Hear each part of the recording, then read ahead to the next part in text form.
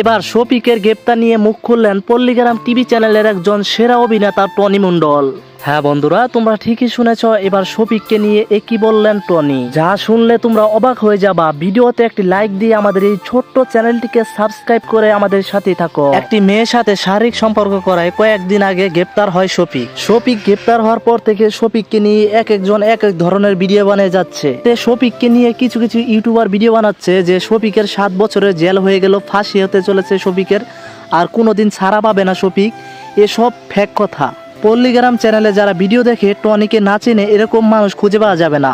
সেই টনি মণ্ডল শফিককে নিয়ে একই বলল। এতে টনি বলে, কেউ না চিনুক, আমি তো চিনি শফিককে। শফিক এরকম কাজ করতে পারে না, একদমই শফিক নির্দোষ এবং শফিককে ফাঁসানো হয়েছে কোনো ষড়যন্ত্রে। টনি আরো বলে, শফিকের সাথে প্রায় আমি ছোট থেকে কাজ করে আসছি এবং শফিককে দেখতে আসছি। শফিক এরকম কাজ করতেই পারে না। শফিকের লাইফ এবং কেরিয়ার নষ্ট করার জন্য শফিকের পিছনে গেছে কেউ, এরকম এক কথা বলছে টনি। দেখো বন্ধুরা, বেশ কয়েক মাস থেকে পল্লীগ্রাম টিভি চ্যানেল থেকে চলে আসলো একটা ঝামেলার জন্য শফিক পল্লীগ্রাম টিভি চ্যানেল ছেড়ে আসে, তিনি একটি নিজের চ্যানেল খুলে এবং সেই চ্যানেলে ভিডিও আপলোড করা শুরু করে। তবে সেই চ্যানেলটাকে ফেক স্ট্রাইক একের পর এক স্ট্রাইক দিয়ে উড়িয়ে দেয়। শফিকের Facebook page, Instagram, TikTok ID সহ সবকিছু উড়িয়ে দেয় কেউ ফেক স্ট্রাইক দিয়ে।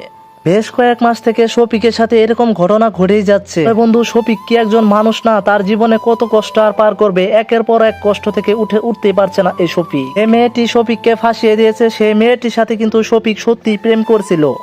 তারপর সেই মেয়েটি গরিব হওয়ায় শফিককে জিজ্ঞাসা করছিল, আমি কিন্তু গরিব, তুমি আমাকে বিবাহ করতে পারবা? সেই মেয়ের কথায় শফিক হ্যাঁ বলে দেয় এবং সেই মেয়েটার নাম ছিল তারা। তাকে বিয়ে করে নেয় গোপনে।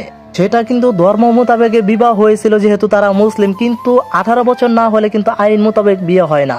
বন্ধুরা, তোমরা এখন বলতে পারো, যদি সেই মেয়েটিকে শফিক বিবাহ করে তাহলে সেই মেয়েটি কেন শফিক এনে মামলা করলো? হ্যাঁ, তোমরা সত্যি শুনেছো যে সেই মেয়েটিকে বিবাহ করেছিল শফিক, কিন্তু মেয়েটিকে ফেলে রেখে অন্য মেয়ের সাথে ফোন আলাপ, অন্য মেয়েদেরকে নিয়ে হোটেলে থাকতো। সেই মেয়েটি সহ্য করতে পারতো না শফিকের সেই বিবাহিত মেয়েটি। আরো বলে, শফিককে কয়েকবার আটকানোর চেষ্টা করছে, মেয়েদের কাছ থেকে দূরে রাখার চেষ্টা করছে, কিন্তু আটকাতে পারেনি। তাই বাধ্য হয়ে শফিকের নামে ধর্ষণে মামলা করে এই মেয়েটি। এতে শফিকের বাবা মা দুঃখ প্রকাশ করছে যে আমার ছেলে এরকম কাজ করতে পারে না। এছাড়াও বাংলার মানুষ, নেটিজেনরা বলছে। এতে টনি বলে, আমি ছোট থেকে শফিকের সাথে কাজ করে আসছি, শফিক এরকম কাজ করতেই পারে না।